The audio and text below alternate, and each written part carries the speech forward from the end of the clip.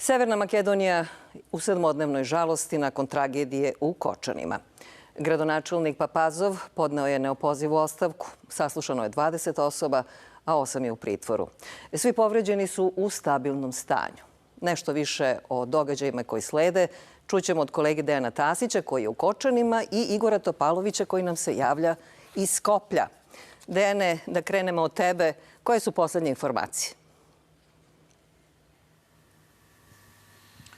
Vesna, još jedan težak i tužan dan ovde u Kočanima i u celoj Severnoj Makedoniji. Čini se da posle jučerašnjeg šoka od ovog događaja nekako tek danas građani i cela javnost i ceo region shvataju obim ove ogromne tragedije koje se dogodila u nedelju oko pola 3 ujutru.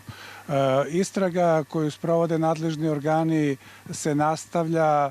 Javni tužilac je saopštio da je danas privedeno 14 osoba, među kojima je i gradonačelnik Kočana, ali i bivši ministar Ministarstva ekonomije iz koga su dolazile te sumnjive potvrde i licence za ovakve lokale.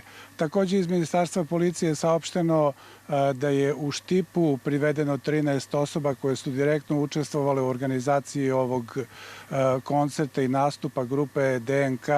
To su ljudi iz obezbeđenja, prodavci karata, ali i oni koji rade u ministarstvima i službama rada i privrede. Ono što je takođe važno je da je saopšteno da su pirotehniku na koncert doneli članovi grupe DNK.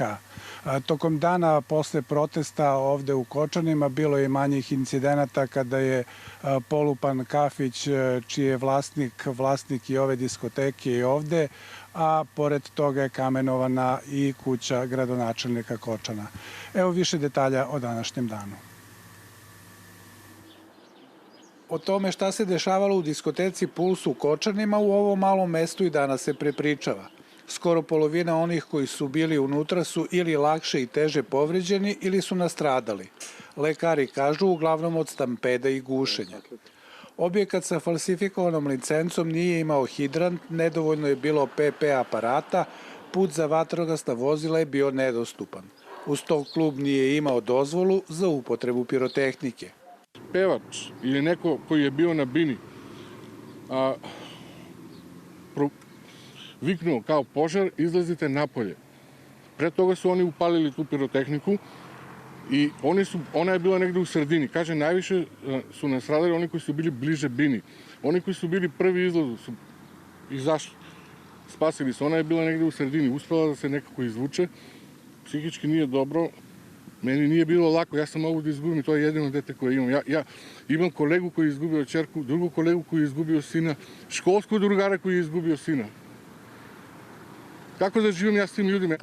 Problem je bio i što deca nisu mislila da će požar tako brzo da se raširi. Problema je bilo i sa tavanom koji se brzo zapalio. Ja sam izašla sa jednim prijateljem napolje koji je bio dobro i strašno je bilo šta smo sve videli. Meštani Kočana u centru grada palili su sveće i pisali poruke u knjigu žalosti. Tuga i neverica na svakom koraku.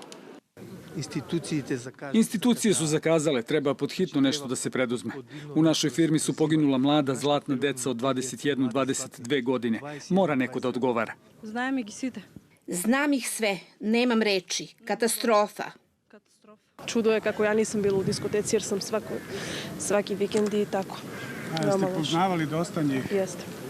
Skoro svih. U bolnicama u Kočanima i Štipu broj hospitalizovanih se smanjuje. Većina uglavnom ima ozbiljne opekotine.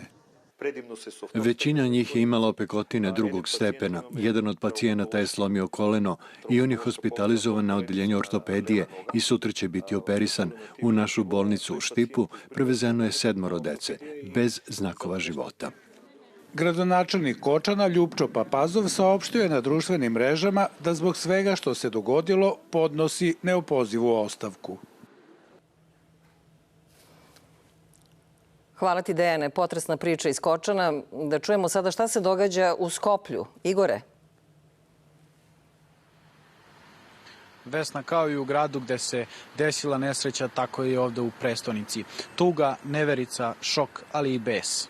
Baš zbog tih razloga danas popodne okupili su se i studenti Univerziteta Kirilo i Metodije ovde u Skoplju i oni su 7-minutnom tišinom odali poštu za stradale u diskoteci Puls. Takođe rekli su da neće imati dodatnih akcija u narednih 7 dana dok traju dani žalosti. I Republička skupština rekla je da se neće sastajati u narednih 7 dana, osim ako to ne bude potrebno kako bi neku odluku doneli koja se tiče ove strašne tragedije. Danas se oglasio i premijer Mickovski, evo u prilogu detalja. Jutros je počela 7-dnevna žalost, ali neuporedivo duže će se Severna Makedonija oporavljati od tragedije. U centru prestonice manje ljudi nego obično. Oni sa kojima smo razgovarali i dalje u šoku, ali zahvalni Srbiji na pomoći. Ginuli su djeca od 14 godina. Ko je njima dozvolio da uđu u taj klub? Zašto nisu, šta radi inspekcija? Zašto nije proverila taj klub, da li je bezbedan, da li... Strašno, mislim. Strašno. Strašno da ne se povtori nikogaš. Tragedija. Teško roditeljima koji su izgubili dece. Ja imam dete na 2 godišnje. Mnogo je teško, mnogo. Grevata. Naistina, 60 ljudi ne može da zaginat. Ni u ratu nismo imali.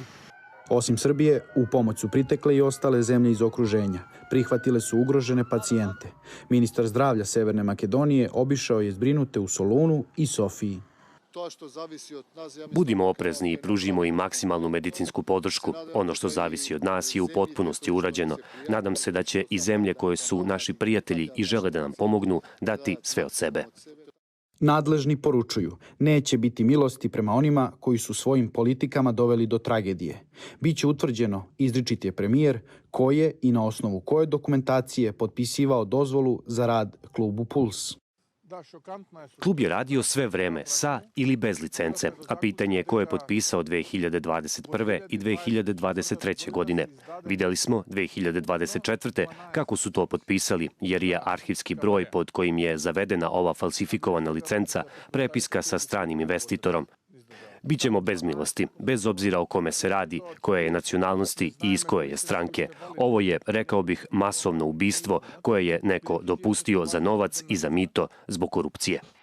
Prema dosad dostupnim informacijama, pirotehniku koja je izazvala požar uneo je član grupe DNK, a osoba koja je bila zadužena za pirotehniku je poginula, baš kao i 4 člana benda.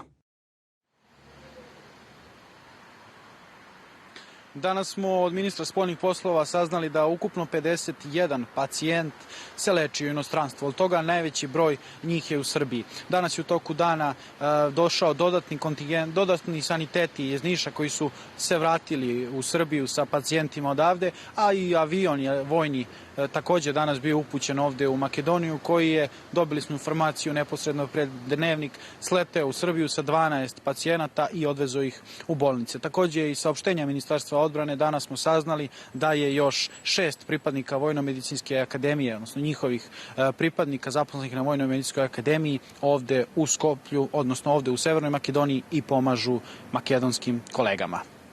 Vesna, toliko za večeras iz Skoplja.